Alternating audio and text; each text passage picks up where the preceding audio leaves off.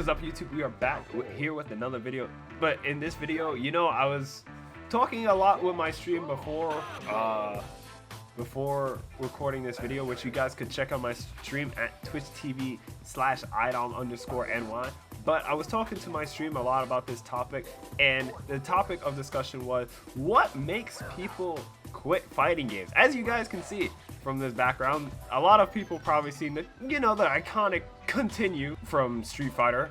You know, people just don't want to continue in the hardships and the roads of continuing to play fighting games, whether they get frustrated from the online netcode, frustrated from the games they're playing, frustrated from they don't feel like they're improving, or just frustrated because they think fighting games are, you know, just not for them.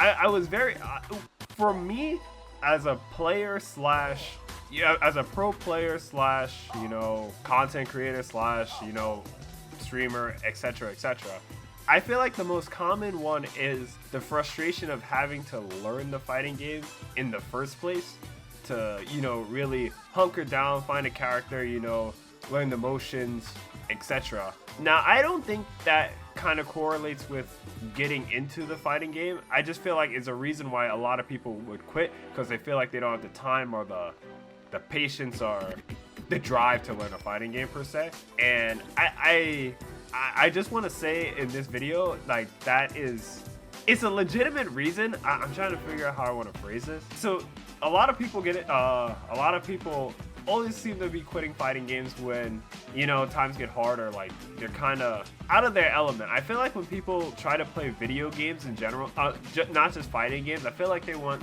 to, you know, chill, relax, have a good time. And like, you can't have a good time playing fighting games, obviously, but a lot of the times, I know a lot of players, myself, or like even people I talk to at NLBC, at random tournament, a lot of people can say, you know, fighting games are fun, but, you know, they cross over to a point where they start to feel like a job per se, when it, like, learning a character or learning what you can do here or what you can do there.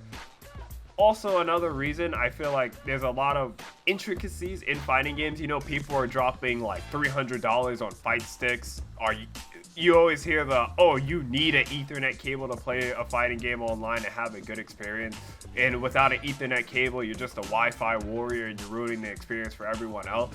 So there's also a lot of like things like that, because that also adds up to money and, you know, other problems, when like in other games you can, you know, you can play on Wi-Fi and, you know, only hinder yourself. So I definitely think there's a lot of reasons to quit, but I always tell people, you know, this genre is like one of my personal favorites. I know if you guys ever watch my stream and you ever hear me mutter I hate fighting games, you know, it's all in good fun and all jokes, but, you know, it's a game that it's a genre where like your hard work is rewarded at the end of the day. I think the problem with fighting games, and I see a lot of people always say there's no one to teach you how to play fighting games.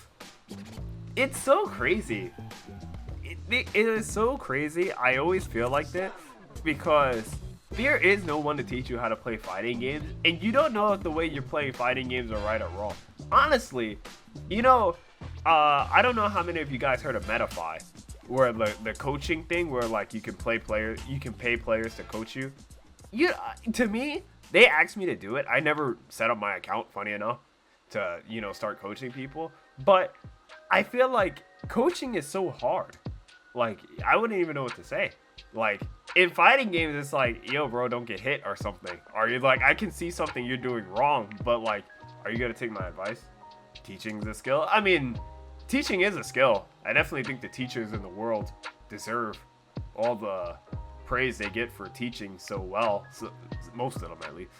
But yeah, I don't think everyone can teach. I think if I tried to teach somebody how to play guitar versus teaching someone how to play a fighting game, I think like 90% of people would be way more interested in learning how to play guitar. Okay, most people, you know, I mean, I'm gonna speak for myself. Most people in the fighting game community, I would assume, have like friends they've made along the way, and like you guys can all teach each other. I definitely think there's like a plateau-ish kind of thing, or maybe just like one group's better than the other group, but I don't know. And I feel like the number one reason why people would quit fighting games is also frustration. You know, I feel like people get very frustrated when they play fighting games, especially from losing. Losing never feels good in anything, but in fighting games it probably feels especially worse because there's not really anything. It's very hard to take away some losing in fighting games without somebody helping you or guiding you to why or how you lost. So losing in fighting games definitely hits different. Like, even losing with like a team around you can like even feel better because you have people around you to bring you up, compared to fighting games where it's like I lose online in Street Fighter and then I'm sad and then I go cry myself to sleep every night. But you know, let me know what you guys think. Why do you guys play what did any of you guys quit fighting games? I mean, did you guys take a break, or did you guys, like, you know, have to do something else to really get heavily invested? Or do you guys just not like how much money you're spending? Let me know. Be sure to, you know, comment, you know, subscribe. I think we're about to hit 11K subscribers on YouTube. And, you know, you should be on the lookout for the next video. Peace.